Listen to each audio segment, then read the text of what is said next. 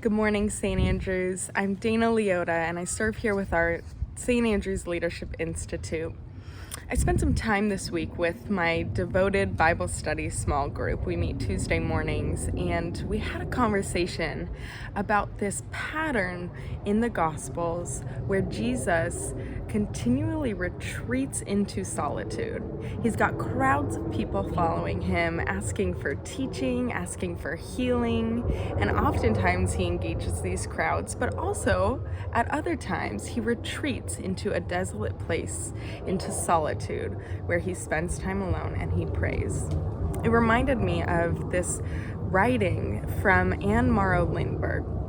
She and her husband were known for great aviation success, and she wrote a book called A Gift from the Sea, which were her reflections on having spent about a month on a deserted island watching the sea ebb and flow continuously.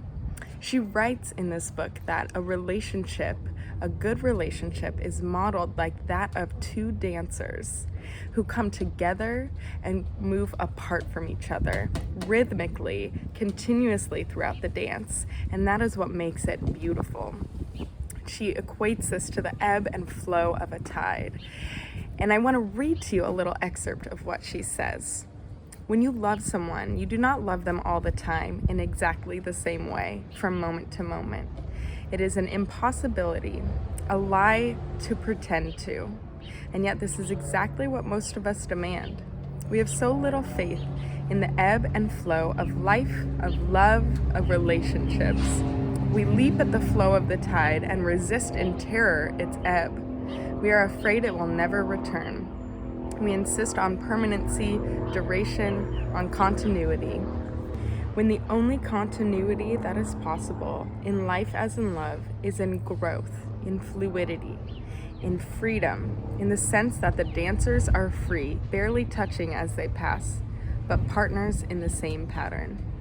I love that Jesus himself models this for us in his relationship with God and his relationship with others. That ebb and flow of engaging the people, engaging the crowd, and retreating into solitude. I have a question for you to ponder today as you go from this morning moment. What relationships in your life could benefit from you taking some time of solitude? I hope that you find space to take that time, to take that solitude and hear what God has to say to you in that moment.